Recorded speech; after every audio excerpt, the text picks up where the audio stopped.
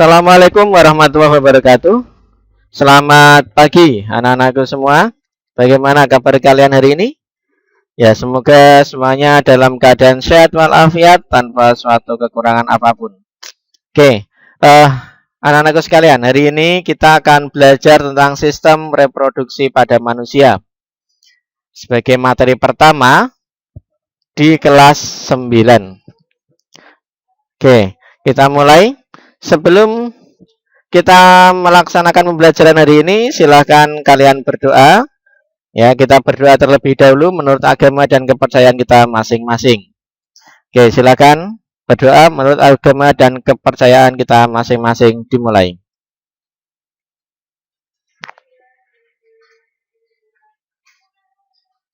Selesai. Oke, anak-anakku semua, hari ini kita akan mempelajari tentang sistem reproduksi manusia. Ada 10 tujuan pembelajaran yang akan kita capai pada pertemuan kita hari ini. Yaitu yang pertama, kita akan mendeskripsikan fase pembelahan mitosis dan meiosis. Jadi sebelum masuk ke sistem reproduksi, kita akan bicara tentang pembelahan sel terlebih dahulu. Ya, ada 3 tujuan. Yang pertama tentang fase, ciri, dan karakter atau sifat sel dari pembelahan mitosis dan meiosis. Kemudian pada tujuan yang keempat baru kita akan masuk ke organ sistem reproduksi pada laki-laki dan perempuan. Ya, kita akan menjelaskan fungsi organ penyusun sistem reproduksi, kemudian mendeskripsikan manfaat, kemudian menuliskan fungsi beberapa zat yang dihasilkan oleh kelenjar vesicula seminalis, mengidentifikasi proses pembentukan sperma, spermatogenesis, dan pembentukan sel telur atau oogenesis. Kemudian yang ke-9 mendeskripsikan proses pembentukan sel telur, oogenesis, kemudian menerapkan konsep pembelahan meiosis pada proses spermatogenesis dan oogenesis. Oke, kita lanjut. Yang pertama, kita akan mendeskripsikan dulu tentang apa itu pembelahan sel. Ya. Ada alasan penting kenapa sel itu mengalami pembelahan, yaitu untuk pertumbuhan. Seperti kalian ketahui, dulu ya, kalian badannya kecil, ya, seperti anak bayi itu. Nah, sekarang kalian sudah tumbuh menjadi lebih besar.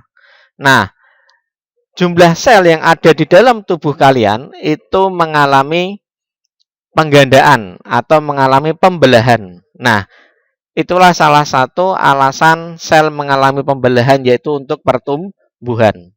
Jadi kalian mengalami pertambahan massa. Kemudian perbaikan. Pernahkah kalian mengalami luka? Baik luka di tangan, luka di kaki? Nah, ketika kalian mengalami luka, di sana selang beberapa hari, luka yang kalian alami tiba-tiba tertutup dan sembuh. Wah, kok bisa ya? Nah, ternyata itu adalah alasan penting sel mengalami pembelahan. Jadi, ketika kita mengalami luka pada kulit kita, ya, sel akan mengalami pembelahan dan dia akan memperbaiki luka yang ada di tubuh kita. Dan berikutnya yaitu reproduksi. Oke, anak-anakku sekalian, kalian pernah tidak memperhatikan coba? Apa bedanya wajah kalian dengan bapak ibu kalian? Sama persis enggak? Oh, ternyata tidak. Ya, ternyata wajah kalian adalah kombinasi dari kedua orang tua. Nah, bagaimana itu bisa terjadi? Nah, karena sel mengalami pembelahan. Nah, itu yang nantinya akan kita pelajari. Bagaimana sel itu akan mengalami pembelahan dalam proses reproduksi. Nah, coba kalian lihat ini. Ini ada foto keluarganya siapa ini? Nah, ini Bapak temukan di buku paket ya. Nah, di sana kita bisa lihat itu. Ada bapak, ibu, sama anak-anaknya. Coba kalian perhatikan wajahnya. Mungkin kalau kalian memperhatikan wajah kalian sendiri, membandingkan dengan orang tua kalian, mungkin kalian tidak begitu tidak begitu teliti mungkin ya. Tapi kalau kita melihat orang lain mungkin. Nah, pernah tidak kalian melihat ada orang melihat kalian gitu? kamu anaknya siapa? Saya anaknya Bapak X gitu misalkan. Oh, pantesan bentuk rambutnya kok mirip. Nah, kan gitu ya. Pernah ya mengalami hal-hal seperti itu. Nah, sama halnya kalau kita melihat eh, gambar foto keluarga ini. Ada satu kemiripan antara anak dengan bapak atau anak dengan ibu ya. Nah, nanti akan kita pelajari kenapa bisa seperti ini. Oke, berikutnya yaitu tentang pembentukan sel-sel baru atau anakan dari sel yang sudah ada sebelumnya. Dapat melalui proses pembelahan sel. Nah, ada istilah lagi dalam pembelahan sel yaitu namanya kromosom. Apa itu kromosom? Kromosom itu adalah materi genetik yang berperan dalam pewarisan sifat. Nah, ini yang nantinya akan kita bahas gitu. Jadi, materi yang akan kita bahas nantinya akan ada hubungannya dengan kromosom. Dengan apa? Pewarisan sifat. Sifat ini bukan masalah sifatnya baik hati, penurut, itu bukan ya, tetapi lebih pada sifat fisik ya. Misalkan rambutnya lurus, kulitnya sawo matang gitu ya. Kemudian eh tinggi gitu ya. Kemudian hidungnya mancung dan sebagainya ya. Kemudian pembelahan sel dibedakan menjadi dua, yaitu pembelahan mitosis dan pembelahan meiosis. Oke, anak-anakku sekalian, kita akan masuk ke proses pembelahannya dulu ya. Nah, kita lihat konsepnya dulu tentang pembelahan sel. Di sini kalian bisa perhatikan ini. Ada 4 proses pembelahan mitosis. Pembelahan mitosis itu pembelahan yang bagaimana? Nah, kalian bisa lihat di buku paket ya. Di buku paket nanti bisa kalian lihat pada halaman 4 tentang pembelahan mitosis. Pembelahan mitosis ini ya, pembelahan sel yang tidak mengalami perubahan. Artinya sel yang dibuat itu identik. Namanya diploid ya. Jadi kromosomnya itu 2N kodenya, namanya diploid. Nah, kromosom ini akan memiliki anakan yang juga sama diploid. Persis sekali dengan induknya gitu ya. Hanya mengganda saja. Nah, bagaimana proses penggandaan ini? Nah, ada 4 proses namanya. Nah, anak-anak nanti harus hafal proses ini ya. Yaitu proses profase, metafase, anafase, dan telofase. Nah, bisa lihat ya di bagian belakangnya fase semua ya. Oke, tinggal hafalkan saja pro, meta, ana, telo. Nah, pro, meta, ana, telo. Nah, pro, meta, ana, telo. Nah, profase, metafase, anafase, telofase. Nah, profase itu membran inti menjadi bagian lebih kecil atau fragmen ya, mengalami rusak gitu ya, istilahnya intinya mulai berpisah begitu. Kemudian metafase itu sudah membentuk bidang pembelahan. Jadi kromosomnya itu sudah berbaris rapi gitu. Ya, di bagian tengah dari sel. Kemudian proses anafase, ana itu sudah mulai melepaskan diri. Nah, kita bisa lihat ini gambarnya sudah mulai melepaskan diri anafase. Nah, kemudian telofase sudah terpisah itu. Dan telofase ini, proses ini ya yang sudah terjadi akan menghasilkan sel anakan, dan sel anakan ini identik dengan sel induknya. Itu mitosis. Oke, kita masuk ke bagian berikutnya yaitu pembelahan meiosis. Oke, anak-anakku sekalian, kalian bisa melihat proses pembelahan meiosis ada di buku paket halaman 6. Ya, apa itu pembelahan meiosis? Pembelahan sel yang menghasilkan 4 sel anakan, yang masing-masing sel anakan hanya memiliki separuh dari jumlah kromosom sel induk. Nah, proses ini ya nanti hanya akan terjadi pada sistem reproduksi. Itulah kenapa anak-anakku sekalian, wajah kalian atau badan kalian itu merupakan kombinasi dari orang tua kalian. Mungkin rambutnya mirip dengan bapak, hidungnya mirip dengan ibu. Nah, seperti itu ya. Kok bisa terjadi kombinasi itu? Karena ya pada sel sistem reproduksi, ya selnya itu merupakan separuh dari jumlah kromosom. Kromosomnya makhluk hidup itu berpasangan, anak-anakku sekalian ya. Jadi berpasangan. Jadi dia ada pasangannya. Namanya sel haploid. Nah, nanti akan menghasilkan sel haploid namanya, yaitu N. Prosesnya sama, prometaanatelo. Nah, prometaanatelo ya. Profase, metafase, anafase, telofase. Nah, nanti akan hafal dengan sendirinya. Prometaanatelo. Nah, sama ini. Ada 2 kali pembelahan. Oke, yang pertama yaitu proses pembelahan sel di diploid. Nah, sel diploid atau 2N ini dia akan membelah dulu, profase ya. Ya, mulai akan menggandakan diri. Metafase udah mulai jejer-jejer di tengah gitu ya. Nah, kemudian ana itu udah mulai berpisah, tapi masih dalam satu sel. Ya, ana itu berarti masih dalam satu sel tapi udah berpisah ini. Ya, nah, bisa dilihat ini kan, udah mulai berpisah. Kemudian berikutnya adalah telofase. Nah, ini sudah berpisah. Sama prosesnya seperti pada pembelahan mitosis. Cuman kalau meiosis akan berlanjut pada pembelahan yang kedua yang namanya profase 2, metafase 2, anafase 2, dan telofase 2. Nah, profase 2 di sini sudah menghasilkan sel anakan haploid. Oke. Nah, metafase sudah mulai masuk ke bidang pembelahan ya. Anafase sudah mulai berpisah.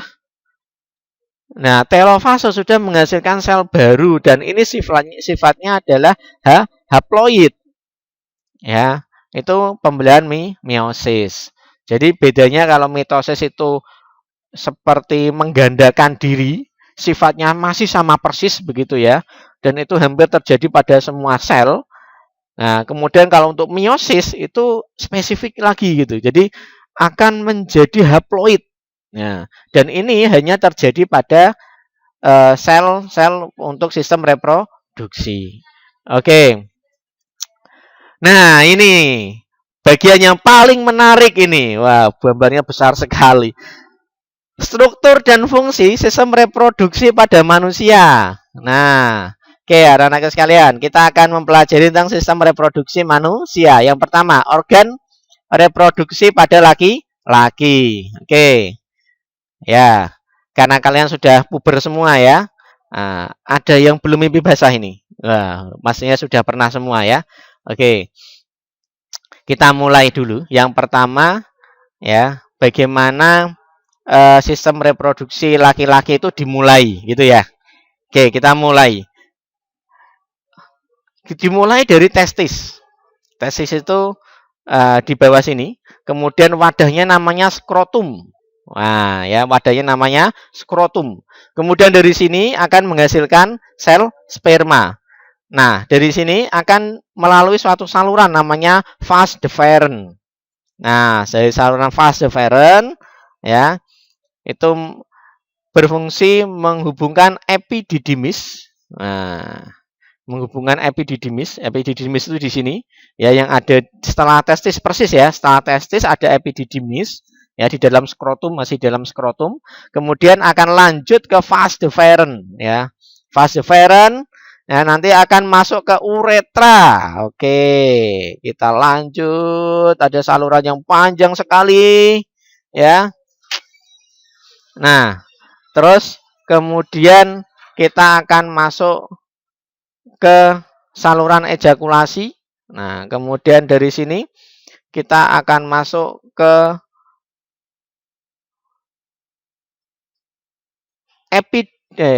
uretra. Nah, akan masuk ke uretra. Nah, dan kemudian keluar. Nah, gitu ya.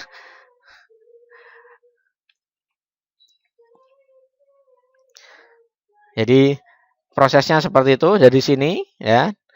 Berputar saja gitu ya. Oke. Oke, kita lanjutkan. Bagaimana proses spermatogenesis atau proses terjadinya atau pembentukan sperma. Oke, anak-anakku sekalian. Ya. Bagaimana proses terbentuknya sperma. Namanya spermatogenesis. Oke. Di sini kita lihat ada kode 2N. 2N itu berarti dia masih bersifat diploid. Ya, kromosomnya masih komplit ini. Masih sepasang. Ya, namanya spermatogonium.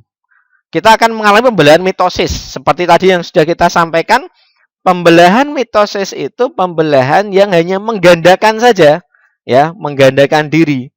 Nah, sehingga menghasilkan spermatosit primer. Kemudian kita akan mengalami pembelahan meiosis pertama, akan menghasilkan spermatosit sekunder. Kemudian meiosis yang kedua akan menghasilkan spermatid dan akhirnya menjadi spermatozoa atau kita menyebutnya dengan nama sperma. Prosesnya itu ya. Jadi prosesnya adalah spermatogonium mengalami mitosis, kemudian spermatosit primer yaitu mengalami pembelahan meiosis pertama, kemudian spermatosit sekunder akan mengalami meiosis yang kedua dan akhirnya menjadi sel haploid ya, yaitu yang berupa spermatid. Kemudian spermatid ini berdiferensiasi menjadi spermatozoa, berkembang ya menjadi spermatozoa. Nah, akhirnya menjadi sperma. Ya, tempatnya ada di mana tadi? Di testis. Oke. Berikutnya kita akan masuk ke organ reproduksi pada perempuan. Kita mulai dari paling dalam. Paling dalam namanya ovarium. Apa itu ovarium? Ovarium itu adalah tempat diproduksinya sel telur. Wah, berarti punya telur ya? Iya. Ya, punya telur ya. Nah, sama enggak dengan telur bebek atau telur ayam gitu ya? Nah, ada yang namanya sel telur di situ. Nah, mulai dari ovarium. Kemudian dari ovarium ini ada kanan kiri ya. Ini dan kanan kiri ini sama. Ya, kanan kiri sama. Nah, ovarium ini nanti akan menuju ke oviduk.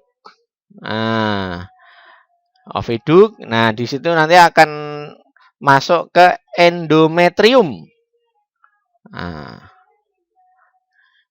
ini organ reproduksi pada perempuan. Nah, bagaimana ovarium ini menghasilkan sel telur? Ya, kita lihat ya. Oke, namanya proses oogenesis. Ya, ada proses yang namanya oogenesis. Oke, anak-anakku sekalian, ada yang unik ini. Kalau spermatogenesis pada laki-laki itu terjadi ketika anak laki-laki itu masuk masa puber. Jadi saat kalian masih kanak-kanak, masih TK kecil, masih TK besar, masih SD kelas 1, itu spermatogenesisnya belum terjadi gitu. Ya, karena testis belum bereproduksi. Nah, itu mulai bereproduksi kapan? Ketika kalian masuk masa puber. Ingat saat pertama kali kalian mimpi basah ya. Nah, itu. Nah, pada oogenesis ini unik gitu. Kenapa? Karena oogenesis ini terjadi prosesnya sejak anak perempuan masih dalam kandungan. Wah, luar biasa. Ya, Tuhan menciptakan kita itu luar biasa, begitu detailnya gitu. Ya. Bahkan ini saat masih dalam kandungan saja itu oogonium itu sudah mengalami pembelahan mitosis. Ya, yang namanya oosit primer. Nah, kemudian ketika kalian sudah mulai masuk masa puber, yang anak perempuan sudah mulai yang namanya menstruasi. Nah, nanti setelah materi berikutnya kita akan bicara tentang menstruasi ya. Nah, itu akan muncul yang namanya oosit sekunder. Kemudian akan mengalami pembelahan meiosis menjadi ootit dan akhirnya menjadi yang namanya ovum atau sel telur. Nah, sel telur ini nanti kalau ketemu dengan sperma, maka akan menjadi individu baru. Ya, akan menjadi individu baru yang namanya pembuahan. Begitu ya. Oke. Dari sini ada yang tanyakan anak-anakku sekalian? Ya, terima kasih. Jika tidak ada yang tanyakan, ya, nanti kita bisa berdiskusi di WA group atau di classroom ya. Terima kasih, Bapak cukupkan hari ini. Semoga hari ini kita semuanya diberikan kesehatan dan diberikan manfaat yang luar biasa ya. Diberikan faedah umur, diberikan ilmu yang bermanfaat. Terima kasih. Wassalamualaikum warahmatullahi wabarakatuh.